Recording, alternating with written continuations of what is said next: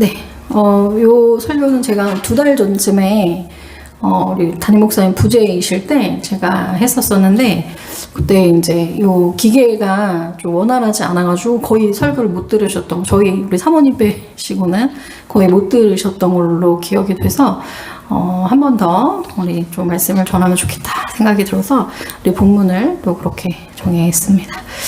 제목은 예수 그리스도는 교회된 우리를 주의 가족으로 삼아 주셨다 라는 말씀이에요. 교회를 주의 가족으로 부르시다 라는 제목으로 우리 말씀을 함께 나누도록 하겠습니다. 여러분, 혹시 가족이란 말을 떠올리면 좀 어떤 생각부터 드시나요? 우리 아버지, 어머니, 또 언니, 오빠, 누나, 동생들, 우리 가족들을 좀 떠올리면 어떤 생각이 드시나요? 허버트 조지 웰스라는 분이 이런 이야기를 했어요. 눈물로 걷는 인생의 길목에서 가장 오래, 가장 멀리까지 배웅을 해주는 사람이 바로 우리 가족이다. 그렇죠.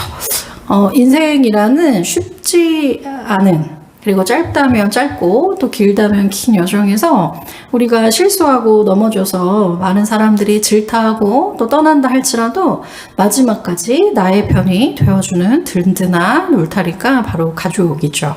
그래서 이런 든든한 울타리가 있다는 것은 우리의 삶을 지탱해주는 큰 거목과도 같죠.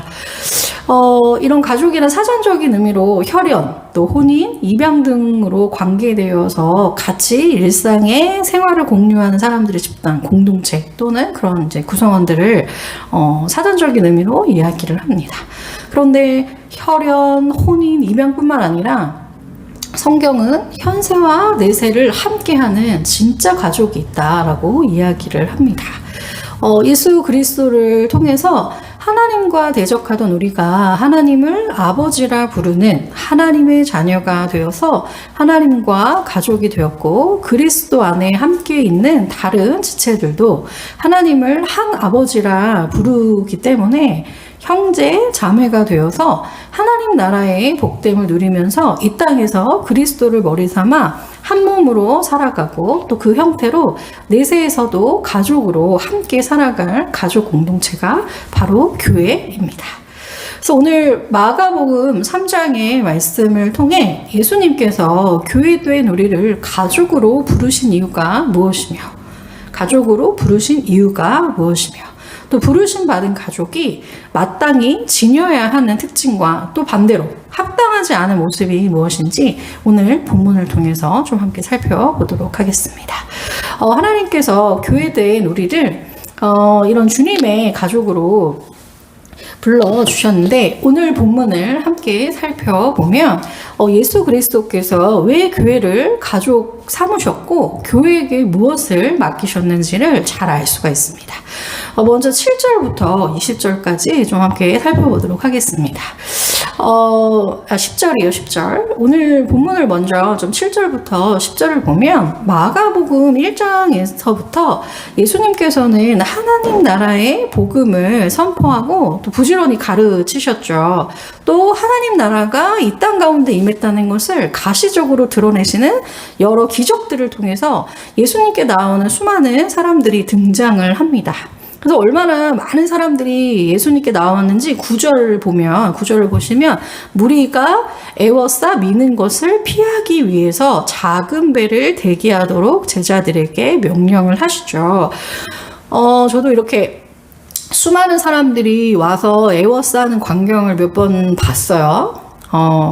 제가 그 몽골에 있었을 때 그때 저희 스승이셨죠. 그 목사님께서 이제 복음을 전하시려고 수도인 울란바토르 뿐만 아니라 수도의 변두리 지역이나 시골 교회에 방문을 하시면 이런 말씀 사경회를 많이 하셨었는데, 그 말씀 사경회가 끝나고 나면 수많은 몽골 사람들이 선교사님께 와서 안수 기도를 받고 또 상담을 하고 도움을 받으려고 막 몰려오세요, 몽골 분들이. 그러면 또 한 번 오시면 또 잘 쉽게 가지도 않으세요. 그래서 제가 그 모습을 사역지에서 이렇게 갈 때마다, 이렇게 이동해서 갈 때마다 뵀었었는데, 선교사님 저러다가 사람에 치여서 탈진하시겠다, 이런 생각이 좀 많이 들었었어요. 근데 이처럼 예수님이 사역하시던 당시에도 예수님께 수많은 사람들이 이제 몰려오죠. 그의 가르침이 워낙 탁월하기도 했고, 그가 하나님 나라가 이 땅 가운데 임했다라는 것을 여러 가지 이적들을 통해서 많이 보여주셨기 때문에 사람들이 가시는 곳마다 많이 몰려들었고, 그 가운데 11절에 보면 귀신 들린 사람도 있습니다. 여러분, 귀신 들린 사람 보신 적 있나요? 제가 어릴 때 뭐 청소년 수련회나 부흥회 이렇게 할 때 이렇게 막 기도회 같은 거 하면 이제 뭐 악한 영의 공격을 받고 이렇게 조용히 좀 혼자 쓰러져 있다가 담당 교육자인 뭐 전도사님이나 부장님들, 뭐 장로님들이 이렇게 기도해 주시면 이렇게 온전해지고 그런 경우들을 제가 몇 번 봤는데, 그런 거 말고 제가 몽골에서 아주 오랜 시간 악한 영의 지배를 받아서 귀신 들린 사람을 몇 번을 봤어요. 그래서 저희가 이렇게 예배 드리고 있으면 설교 이렇게 단상 앞까지 나와요. 그러면서 막 거품을 불고 이렇게 막 괴상한 소리를 내면서 이렇게 막 쓰러지기도 해서 예배가 중단이 된 적도 있었고, 그때 한 중학생 정도 됐을 거예요. 한 중학생 정도 된 여자아이였는데, 정말 이렇게 군대 귀신 들린 여자아이처럼 뭐 갑자기 이렇게 막 불 속으로 뛰어든다든지, 아니면 자기를 이렇게 자해하는 행동을 하기도 하고, 또 이렇게 단기 선교로 오신 목사님과 이렇게 사모님들, 권사님들이 이렇게 손을 얹어서 안수 기도를 하면 이렇게 갑자기 사모님이나 권사님의 이렇게 머리를 때리기도 하고 이렇게 거부하는 행동을 하기도 하고. 그래서 저 아이는 참 사실 거의 일상의 삶이 불가능하겠다, 이제 이런 모습들을 이제 봤었는데, 근데 표면적으로 일상의 삶이 불가능할 정도로 악한 영의 지배를 받고 있는 사람들뿐만 아니라 예수 그리스도를 거부하고 악한 영의 통치를 받는 불신자들도 포함을 하죠. 그래서 예수 그리스도의 복음을 듣고 악한 영의 지배, 사단의 통치에서 이제 벗어나서 하나님의 백성으로 그 소속을 옮겨서 하나님의 통치를 받는 교회가 된 것도 귀신의 역사가 떠나가는 것이죠. 그래서 하나님의 왕이시며 마가복음 1장 1절이 말하는 복음의 시작이신 예수 그리스도가 가시는 곳마다 예수 그리스도의 복음을 믿는 자들은 사단의 세력에서 벗어나 하나님 나라의 왕이신 예수 그리스도의 통치와 보호하심 가운데 살아가는 소속이 옮겨지는 구원의 역사가 일어납니다. 그래서 아무튼 지금 7절부터 이렇게 10절의 상황을 보면 예수님께서 몰려와서 에워싸며 구원을 호소하는 수많은 인파를 예수님이 혼자 감당하시기에는 쉽지 않은 상황이라는 것을 잘 보여주고 있습니다. 12절까지 그렇게 볼 수 있죠. 그러면서 예수님께서 13절에 산에 오르셔서 자기가 원하는 자들을 부르세요. 그리고 14절에 이에 12명을 세우시죠. 12명을 왜 세우시나요? 이는 이렇게 돼 있죠. 이는 예수님 자기와 함께 있게 하시고, 예수님과 함께 한다면 사실 너무 좋을 것 같아요. 그분의 가르침과 사랑을 받는 삶이란 생각만 해도 사실 영광스럽고 따뜻할 것 같은데, 그리고 또 보내사 전도도 하며, 즉 하나님 나라의 복음을 전하게 하시고 15절에 귀신을 내쫓는 권능도 가지게 하시려고 12명의 제자를 세우십니다. 예수님께서 악한 세력인 귀신을 내어 쫓으심으로 악한 영의 지배 가운데 있는 사람을 자유케 하시는 사역은 사단의 세력보다 더 강한 권능의 왕이신 예수 그리스도가 다스리는 하나님 나라가 이 땅 가운데 임했다는 증거를 나타내는 사역 중에 하나이죠. 그러면서 16절부터 20절에 12명의 제자들의 이름을 세세하게 예수님이 기록을 하십니다. 이 12명의 제자는 하나님 나라의 백성을 상징하는 구약의 12지파를 잇는 새로운 이스라엘, 하나님의 백성인 교회, 제자를 세우시죠. 그래서 이 새 이스라엘을 예수 그리스도의 제자이자 가족으로 부르신 이유는 예수 그리스도의 그 영광스러운 복음 사역에 동참시켜서 함께 사역하시기 위함인 거죠. 제가 선교지에서 매번 그 수많은 몽골 사람들이 목사님께 몰려오는 모습을 보면서 저러다가 탈진하겠다 생각했던 것처럼 우리 예수님도 하나님 나라의 복음과 병자를 고치고 축기 사역하실 때 소수의 몇 사람이야 예수님 혼자 감당하실 수 있지만 기하급수적으로 늘어난 사람들이 몰려올 때 그것을 혼자 감당하기에는 쉽지 않으셨을 것입니다. 그래서 이제 예수님께서 하나님 나라의 복음을 전파하는 그분의 사역의 동역자로서 12명의 제자 교회를 부르신 것이죠. 여러분이 하나님께서 창세기 1장부터 이 구원의 역사를 이끌어오신 목적이 무엇이냐면 이제는 그 마음으로부터 새롭게 되어서 하나님과 하나님의 법을 사랑하고 거룩하게 살아간 하나님의 백성인 교회를 세우시려고 이 구원의 역사를 이끌어 오셨죠. 그리고 예수 그리스도가 이 땅에 오신 이유도 하나님의 백성인 교회를 세우시려고 십자가에서 죽으시고 부활하셔서 승귀하셨죠.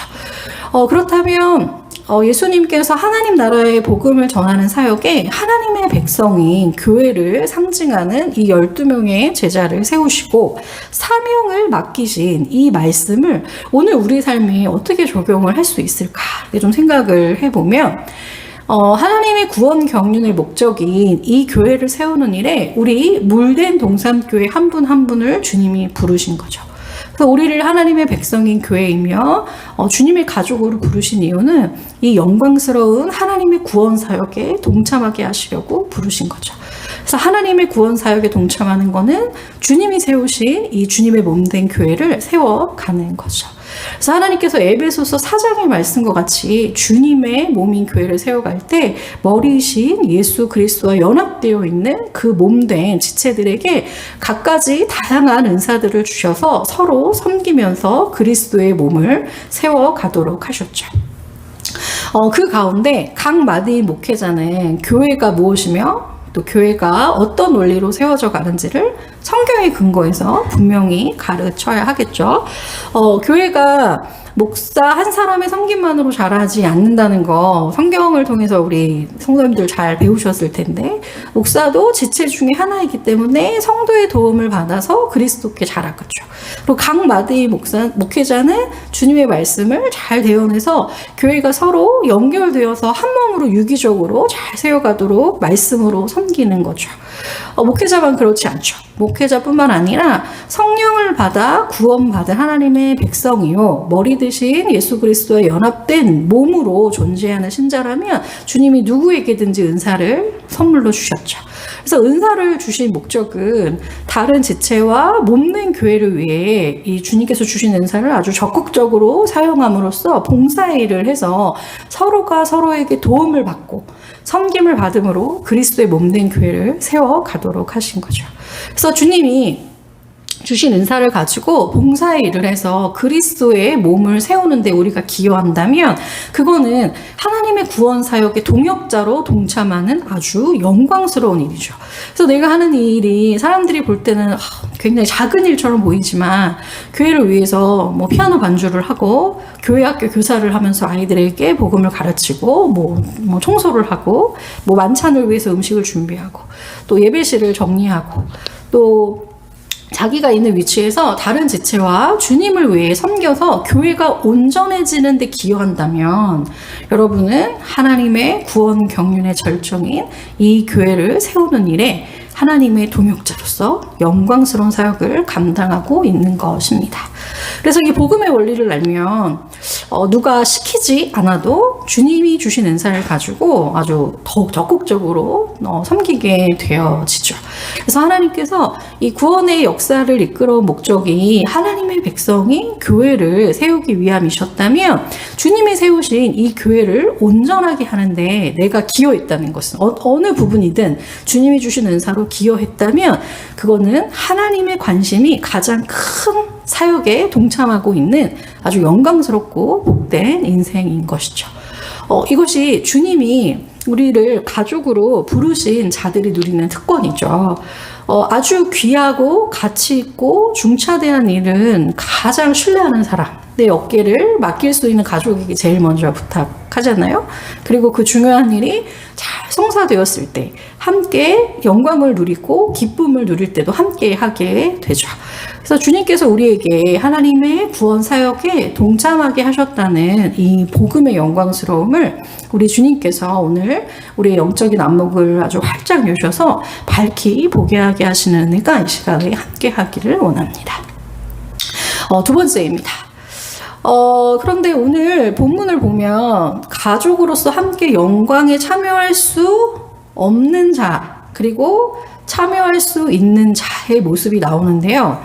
21절부터 30절을 좀 함께 보겠습니다. 21절을 보면 예수의 친족들이 어떤 소리를 듣고 예수님을 붙들러 와요. 어떤 소리냐면 예수가 미쳤다 하는 소리죠. 그래서 예수님과 예수님이 하시는 일을 미쳤다고 말하고 다니는 자들이 22절부터 등장을 합니다. 22절에 예루살렘에서 내려온 서기관들은 예수님이 행하시는 이 사역을 바알세불이 지폈다라고 얘기합니다. 또는 귀신의 왕을 힘입어 귀신을 쫓아낸다라고 말을 합니다. 그랬더니 23절에 예수께서 그렇게 말하는 사람들을 불러다가 이렇게 얘기하시죠. 사탄이 어떻게 사탄을 내어 쫓을 수 있냐고 하시면, 그래서 비유로 그들에게 이제 말씀을 하시는 거죠. 예수님께서 이야기를 듣고 굉장히 좀 황당하셨을 것 같아요. 하나님의 아들이고 곧 하나님이신 예수님께서 귀신의 힘을 빌려서 귀신을 무너뜨린다? 귀신의 힘을 빌려서 하나님의 나라가 이 땅 가운데 임했다라는 것을 가시적으로 보여주는 이 이적을 행한다라고 하는 그 말을 들을 때 예수님이 참 어이가 없으셨을 것 같아요. 창세 때부터 하나님을 대적하던 사단을 하나님 나라의 왕이신 예수 그리스도가 그와 비교도 안 되는 아주 강력한 능력으로 십자가로 제압하셔서 그 사단의 세력 가운데 고통당하는 자들을 구원하셔서 하나님의 통치 가운데 거하게 되는 이 하나님 나라의 복음을 전을 빌려서 하고 있다라고 이야기를 하고 있으니 이게 얼마나 우매하고 어리석고 신성을 모독하는 발언을 하고 있는지 지금 성경에 대해서 아주 박식하다라고 하는 서기관들조차도 모르고 있는 것이죠. 그래서 예수님께서 그런 그들에게 비유로 말씀을 하시는 거예요. 24절부터 26절까지죠. 한마디로 얘기하면 그 얘기죠. 얘들아, 사탄이 어떻게 사탄을 내쫓니? 사단과 사단이 서로 싸우면 그 사단의 나라는 무너지기 마련이다. 한 집안도 서로 싸우면 갈라져서 망하는데 지금 무슨 사탄이 사탄을 내쫓아서 자기 세력을 약화시키냐? 지금 이 얘기하고 계시는 거죠, 예수님께서. 그러면서 26절에 그래서 사단의 나라도 서로 싸워서 갈라지면 오래 가지 못하고 망하는 법이다. 이렇게 예수님께서 말씀을 하고 계시죠. 그래서 만약에 같은 편이 아니라 어떤 적으로 상정한 존재와 세력 싸움을 한다면 27절과 같겠죠.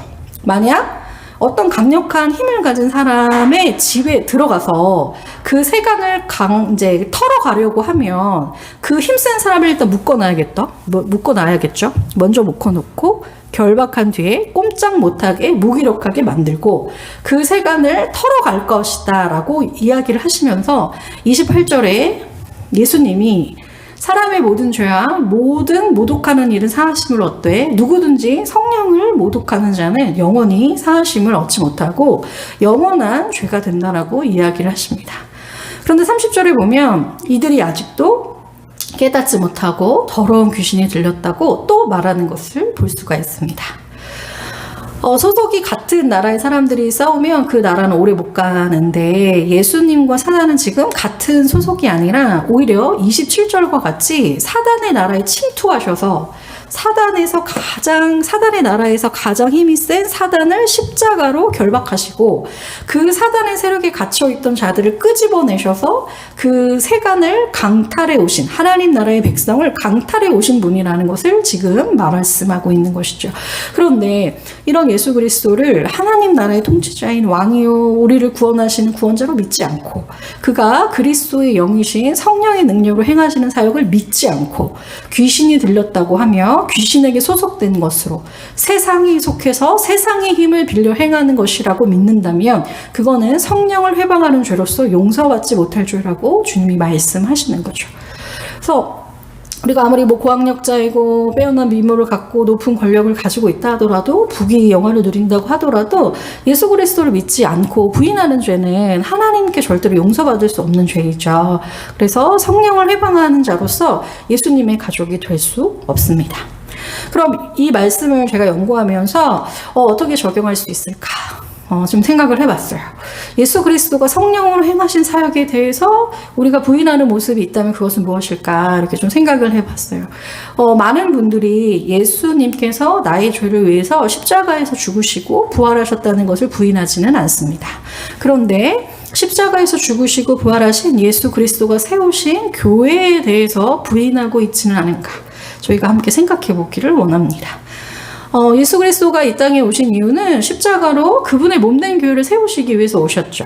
그리고 예수 그리스도의 십자가 사역으로 사단의 권세를 결박시키시고 예수 그리스도를 주와 그리스도로 고백하는 자들을 하나님의 백성인 교회로 삼아 주셨습니다. 마태복음 16장 15절부터 21절을 좀 보면 아마 이렇게 많이 아시는 구절일 거예요. 뭐 복음의 기초나 교회론에서도 많이 보셨기 때문에 예수님께서 베드로에게 이렇게 물으시죠. 너는 나를 누구라고 하느냐라고 하니까 베드로가 뭐라고 고백을 하냐면 주는 그리스도시요 살아계신 하나님의 아들입니다 라고 이렇게 고백을 합니다. 그래서 한마디로 뭐라고 고백하는 거냐면 주님은 하나님의 백성인 교회를 세우시기 위해 오신 분이라고 고백한다고 말하는 것이 더 정확합니다. 시몬 베드로가 주는 그리스도시요 살아계신 하나님의 아들이다 라고 하는 것은 하나님이 창세 때부터 조성하시려고 한 거룩하고 실패하지 않는 하나님의 백성을 세우시기 위해서 하나님이 보내신 하나님의 아들, 그 그리스도가 바로 그분이다. 지금 시몬 베드로가 그거를 고백을 하고 있는 거죠. 그분이 오셨으니 그분을 믿고 그분의 뜻대로 살고자 하는 사람이 신약시대의 새언약 백성인 하나님의 백성으로 불리우는 교회가 세워지게 된 것이죠. 그래서 시몬 베드로가 그 신앙을 고백하자 예수님이 뭐라고 하시냐면 마태복음 16장 18절에 이렇게 얘기해요. 너는 베드로라. 내가 이 반석 위에 내 교회를 세우겠다. 이렇게 말씀하시죠. 이제 그 신앙 고백을 중심으로 내가 내 교회를 세우겠다. 이렇게 말씀하시는 거죠. 그리고 그것 때문에 고난받고 죽임당하고 3일 만에 부활하게 될 것이다 라고 말하는 것이 21절에 말씀을 하고 있어요. 주님이 실패하지 않은 거룩한 백성인 교회를 세우시기 위해서 이 땅에 오셨습니다. 하나님께서 한 몸 된 교회로 우리를 구원하셨기 때문에 하나님의 백성, 교회라고 말할 때는 우리가 개별적인 존재가 아니라는 거 우리 잘 배워서 아시잖아요. 반드시 교회에 소속되어서 다른 지체들의 도움을 받아서 온전해질 수 있다라는 것을 혹은 불편해하거나 혹은 교회의 세력을 확장한다고 생각하거나 또 교회가 사도적 신앙 고백이 세워져서 모든 성도가 함께 복음을 힘써 배우면서 머리신 그리스도에게로 양육받아 자라가는 것이 마땅한 사명인데 혹시 그것을 가볍게 여기거나 또한 천국 열쇠를 교회에게 주셔서 한 개인을 성도로 회원으로 받아들이는 그 권한과 그리고 관할과 칠에 따르지 않고 주님의 다스림을 거부할 때 권징을 시행할 수 있는 땅에서 매면 하늘에서도 매이고 땅에서도 풀면 하늘에서도 풀릴 수 있는 그 권한을 주님이 교회에게 주셨다는 것을 대놓고는 아니더라도 그냥 은연중에 부인하거나 불편해하고 있지는 않은지 함께 돌아보기를 원합니다. 이 모든 거는 하나님께서 그리스도 안에서 우리를 하나요 한 가족으로 구원하셨다는 것을 믿지 않을 때 이런 마음이 들게 되죠. 그래서 그런 마음이 우리 가운데 들 때에 교회를 세우시기 위해 하나님의 뜻에 순종하여 이 땅에 오신 예수 그리스도를 더욱 의지하시기를 바랍니다. 하나님이 성경을 통해 구약에서부터 약속하신 그 모든 것이 역사 속에서 실질적으로 이루어졌고 예수 십자가를 통해 하나님의 백성인 교회를 조성하셨기 때문에 교회로 구원하셨다는 것을 우리가 의심하지 않고 혹은 남의 일처럼 여기지 않고 그 존재에 합당하게 살아가면서 순종할 수 있는 믿음을 주시면서 그리스도를 더욱 의지하시기를 바랍니다. 마지막 문단을 좀 살펴보고 마치려고 합니다. 예수 그리스도 안에서 하나요 한 가족으로 구원받은 교회에게 뚜렷하게 나타나는 특징이 있습니다. 그 특징이 뭐냐면 하나님의 뜻대로 행하는 특징이죠. 오늘 본문 31절부터 35절에 보면 예수님의 어머니와 동생들이 와서 밖에 서서 사람들 보내서 예수님을 부르니까 무리들 가운데 어떤 사람들이 이렇게 얘기하죠. 지금 당신의 가족들이 밖에 와서 찾고 있습니다. 이렇게 알려주죠. 근데 그때 예수님께서 뭐라고 이야기를 하시냐면 내 형제요, 내 자매, 어머니, 즉 나의 가족은 나의 뜻대로 하나님의 뜻대로 행하는 자라고 말씀을 하시죠. 하나님의 뜻대로 행하는 자가 주님의 가족입니다. 그럼 하나님의 뜻은 무엇일까요? 성경에 분명하게 나와 있죠. 하나님께서 하나님의 백성들에게 세상과 구별되어 거룩하게 살아가라고 주신 율법이 하나님의 뜻이죠. 그래서 이 율법을 한마디로 딱 요약하면 하나님 사랑과 이웃 사랑입니다. 그래서 모든 율법은 사랑으로 성취되기 때문에 그렇죠. 그래서 사랑하면 모든 율법을 다 지킨 거죠. 그래서 모든 율법은 모든 하나님의 뜻은 서로 사랑하라고 요약이 되어집니다. 그러니까 자기 자신처럼 이웃을 사랑하는 거죠. 그래서 요한복음 13장 34절부터 35절에 보면 예수님께서 새 언약을 맺으시면서 하시는 말씀이 있어요. 제가 좀 읽어드릴게요. 새 계명을 너희에게 주노니 서로 사랑하라. 내가 너희를 사랑한 것 같이 너희도 서로 사랑하라. 너희가 서로 사랑하면 이로써 모든 사람이 너희가 내 제자인 줄을 알리라. 아멘. 새 언약에 합당한 새 계명을 주시겠다라고 예수님께서 얘기하시는데, 근데 사실 사랑하라고 했었던 이 계명은 원래 있었던 계명이죠. 근데 왜 새 계명이냐? 새 계명이라고 말씀하시냐면 새 언약 백성이 이 계명을 이제는 성취할 수 있기 때문에 새 계명이라고 이야기를 합니다. 어떻게 새 계명이 성취되어지나요? 성령을 받았기 때문이죠. 성령을 받았기 때문에. 성령을 받았다는 것은 그리스도의 모든 것을 교회와 함께 다 받은 사람들이죠. 그래서 주님이 다스리는 교회는 서로 의지하고 그 성령의 인도하심에 의해서 반드시 예수님처럼 살아가게 되어져 있습니다. 때로 넘어질 수 있지만 그 방향성은 그렇게 가는 거죠.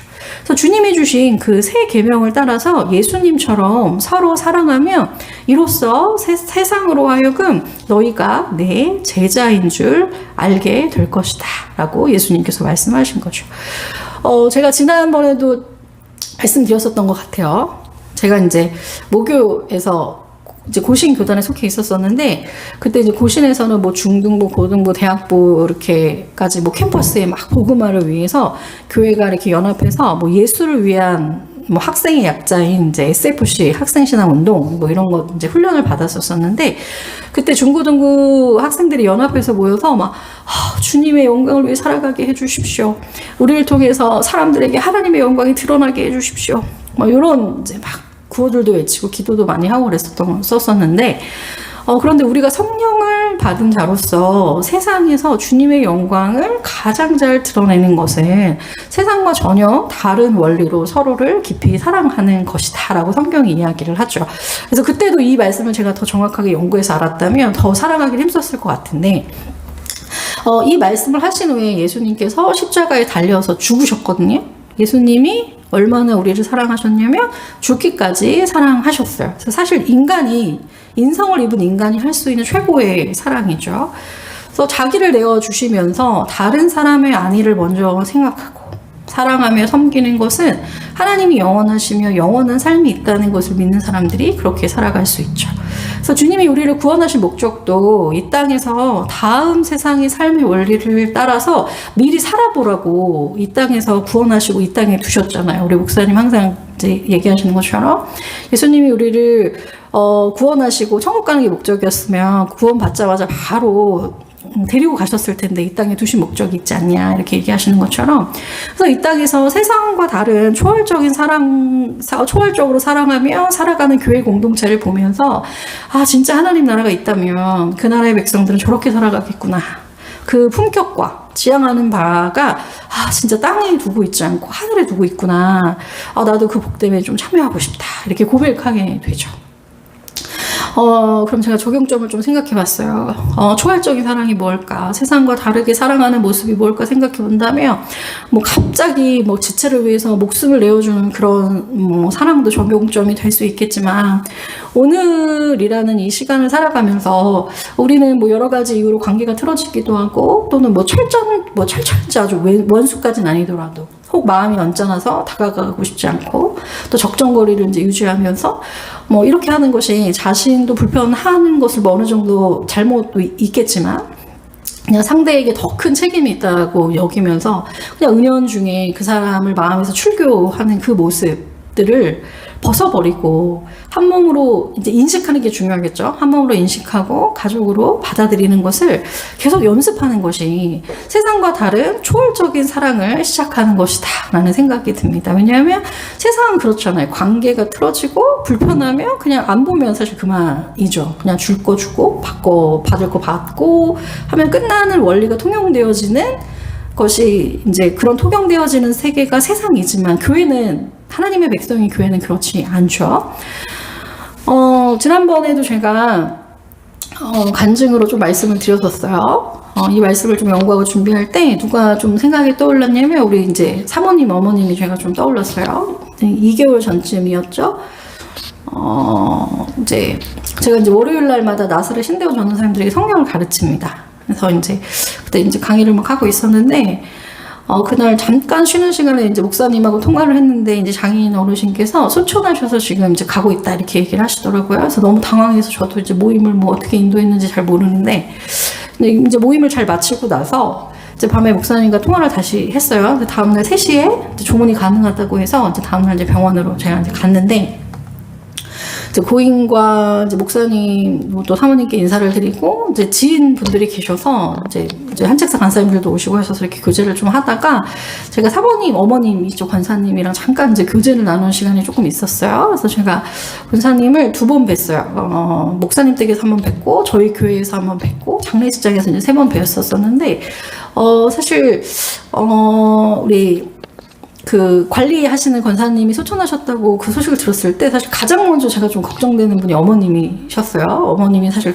좀 가장 걱정이 많이 됐었는데 가장 큰 충격을 받고 힘드실 분이 사실 한평생 한 몸으로 살아오신 배우자가 갑자기 이제 떠나 보냈으니까 사실 제일 힘드실 분이 이제 어머님이시니까 그 마음이 얼마나 좀 힘드실까 이렇게 좀 염려가 됐었는데 그래서 그날 이제 제가 권사님을 좀 이렇게 안아드리고 너무 놀라셨겠다라고 하면서 인사를 드렸는데 권사님께서 이런 말씀을 저에게 하시는 거예요. 제가 정말 가장 염려했었던 권사님이 저에게 그런 말씀을 하시는 거예요. 하나님께서 남편을 데려가시기 전에 삶을 잘 정리할 수 있도록 인도해 주셨던 것 같아요. 그것도 은혜라고 생각해요. 이렇게 얘기하시고 그리고 신자가 세상 사람들처럼 막 똑같이 멱살 잡고 미워하고 원망하고 그러면 안 되지 않겠냐. 죄인이 예수 믿고 구원받은 것도 너무 감사한 일인데 그러고 싶지 않다. 이렇게 말씀을 하시더라고요.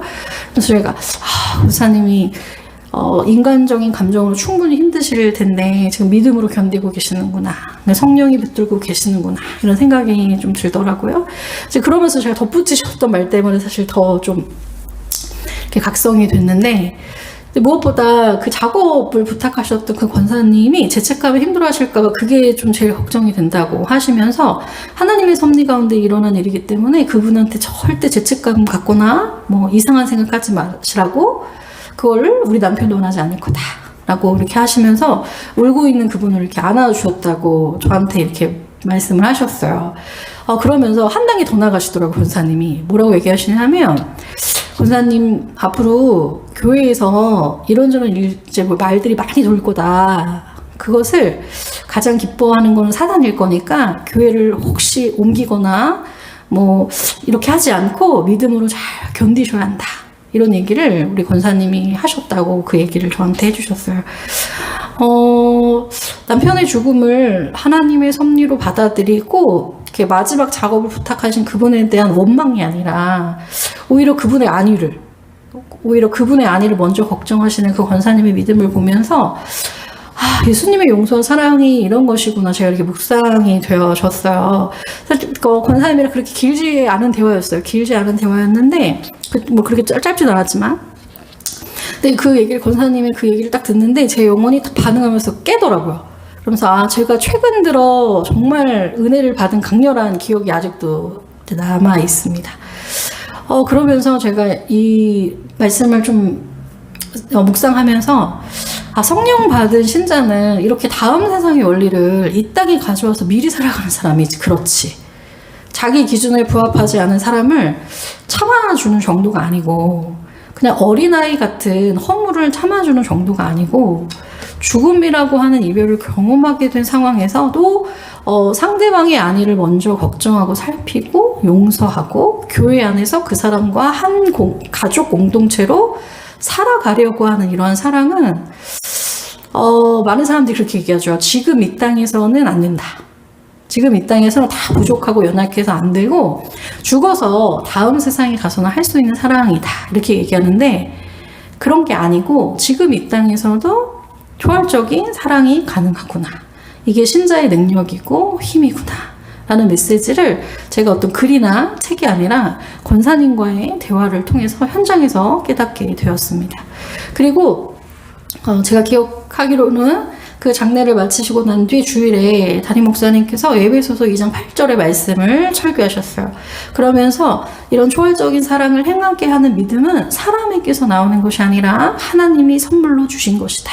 이렇게 말씀을 하셨는데 주님이 우리에게 주시는 믿음의 분량만큼 우리 주님의 은혜를 강구하면서 불편하지만 손을 내밀어야 할 사람에게 먼저 손을 내밀고 또 우리 마음으로 좀 출구한 사람에게 마음을 열고 먼저 다가가고 용서하고 싶지 않을 만큼 용서하고 싶지 않을 만큼 관계가 깨어진 사람이 있다면 그분에게 한 걸음 한 걸음 이렇게 다가가서 손을 내밀어서 사랑하라고 하신 그 새 계명을 어제보다 오늘보다 내일 그렇게 한 걸음 한 걸음씩 성장하는 가족은 닮아갔죠. 가족은 닮아가잖아요. 자녀들이 아버지를 닮아가듯이 주님이 원하시는 거룩을 향해 나아가는 그렇게 이렇게 생명을 내어주는 초월적인 사랑 또 믿음의 분량만큼 할 수 있지만 지금 우리에게 세상과 다른 원리로 주님이 이 한 몸으로 살아가는